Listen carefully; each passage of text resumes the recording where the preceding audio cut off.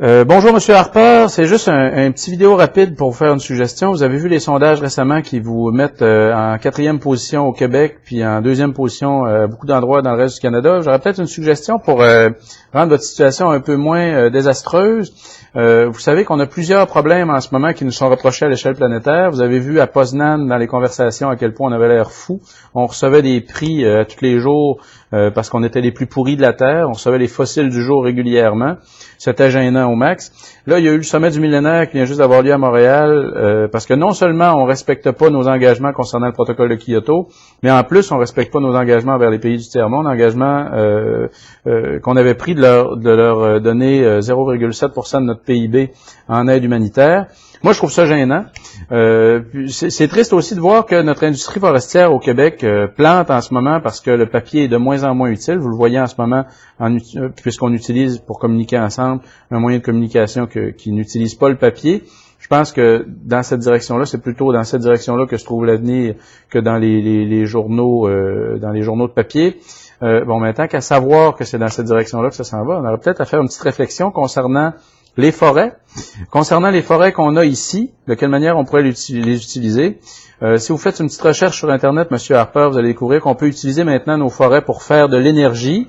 Fouillez un petit peu sur le saule, par exemple. Il y a eu une excellente émission de la Semaine verte qui parlait du développement de la culture du saule comme source d'énergie.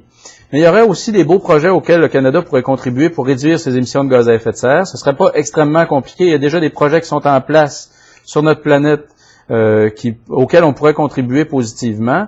Par exemple, au sud du Sahara, il y a un grand projet de grande muraille verte qui a été conçu par les nations d'Afrique, par 10 nations d'Afrique.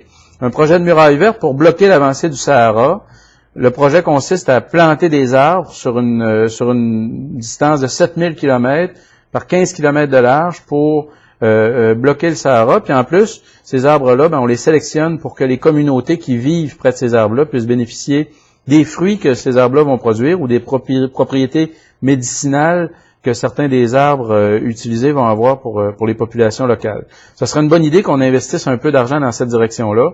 Nous, on a fait à croire au monde, le gouvernement ici au Canada nous a fait à croire à nous autres, comme si on était assez cave pour le croire, que le Canada n'était pas capable de remplir les objectifs du protocole de Kyoto.